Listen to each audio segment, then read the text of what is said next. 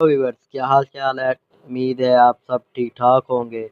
आपको बताते चलें, इमरान खान साहब ने मोदी को एक और खुशखबरी सुना दी है।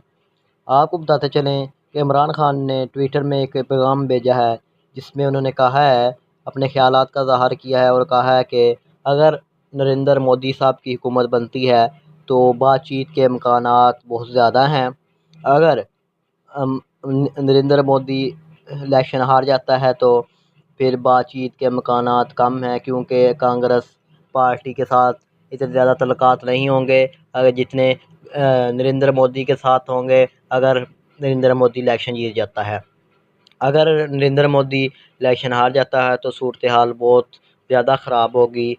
ये इमरान खान साहब ने अपने ट्विटर में पैगाम दिया है, जिसमें अपने ये खुशी का इज़हार किया है उन्होंने। अगर नरेंद्र मोदी जीत जाता है, हम अमन के पैगाम पर कायम हैं और हम अमन चाहते हैं और अमन की बात करते रहेंगे।